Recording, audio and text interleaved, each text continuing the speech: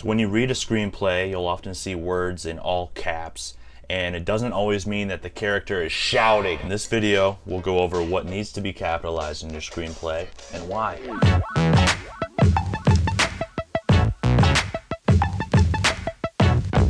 My name's Vincent. I make tips and training videos to help you tell stories anywhere by becoming a better all-around filmmaker. So you're writing a screenplay and you're not sure exactly what needs to be in all caps. So let's take a look. The things you always want to make sure you capitalize are going to be your scene headings, character slugs, transitions, and act numbers. So let's take a look at each one of these. Scene headings, that's a big one. They're always going to be in all caps, and if you're working in Amazon Storywriter, you go to the scene heading element type over there, and it's going to make it in all caps for you, which is awesome. So here's what one looks like.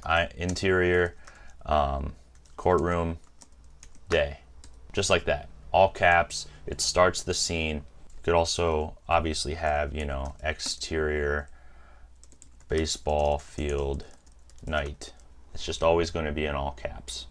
Scene headings. Next thing, character slugs, and what that means is it's a designation of who is speaking. So that looks a lot like this. We have our scene heading up there, which is capitalized, and we've got an action paragraph. Now we want somebody to say something. So the umpire, bam, all caps. Amazon Storywriter and other screenplay softwares will do it for you. It's just a good way to separate the speaker from the dialogue. It's basically a dialogue heading, you could call it. And then, you hit enter. So it's a character slug. It's right down the center of the page, and you always want it to be in all caps. It's just the character name of who is about to speak. Transitions. So these aren't always used between scenes, but when they are, they're going to be capitalized, and they're aligned on the right side of the page. Again, Amazon Storywriter, click transition. Not only do you get it aligned on the right, but it's going to be in all caps, and you get a colon after it. So bam, it formats it for you. It's in all caps right here, and it goes from normally scene to scene or moment to moment in a unique way that isn't just a hard cut. Act numbers. So these are primarily in teleplays, episodic content, whether it's a sitcom or an hour-long drama. You want to separate the acts a lot of times for commercial breaks, and just for the pacing of the show itself from episode to episode.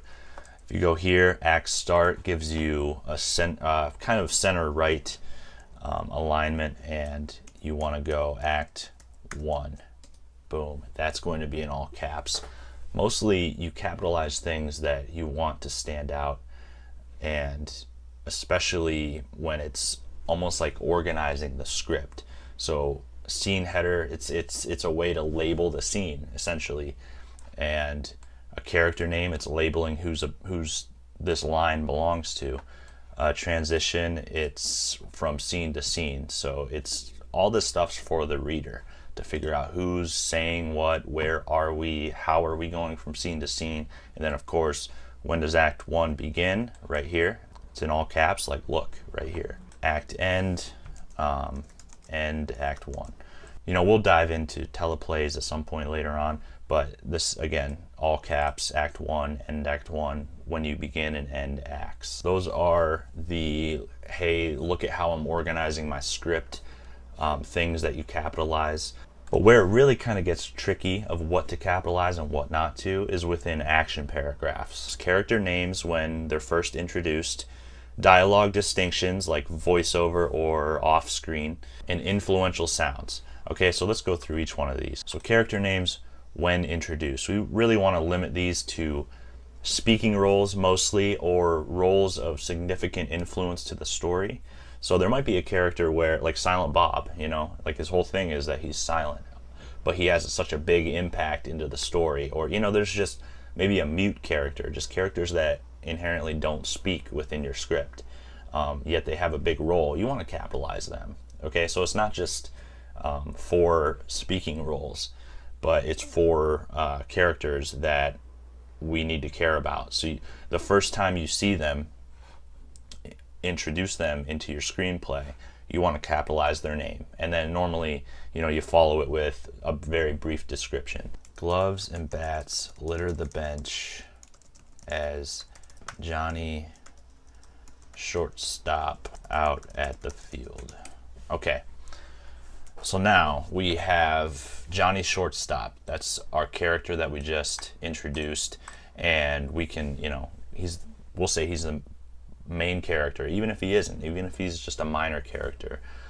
He's introduced with all caps. Dialogue distinction, so those are going to be right next to the character name, and that's just a way to be more specific on what kind of dialogue it is. And normally it's when you do voiceover or off screen, and basically anytime a character isn't just saying a line in front of the camera straightforward. So Johnny, maybe as he's peering out at the field, it's voiceover instead of him saying it out loud. So we're going to just do a little space, a little parenthesis, VO, parenthesis. Now as he's peering out, you know, he's looking at the field, and we hear a voiceover go, "What a win." Or maybe it's another character that's going to talk, man's voice coming from off screen.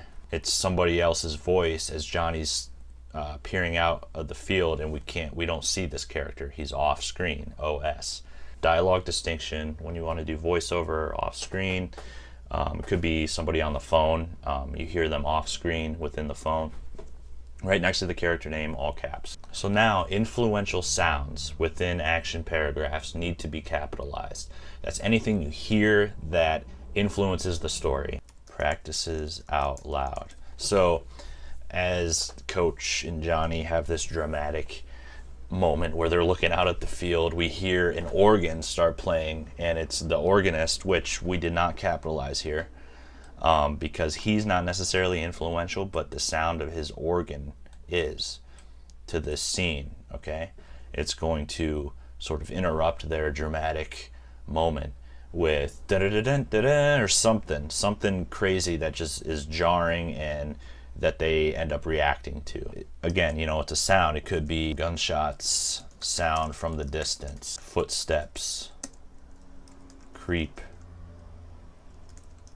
toward them, anything that has influence toward the characters or story, and it's out loud, it's a sound, you want to capitalize that because we want to pay attention to it, just like the characters are going to be paying attention to it. So those are the basics, things that you always just, you know, want to capitalize. The things that are automatic within screenwriting software are, you know, scene headings, character slugs, transitions, act numbers.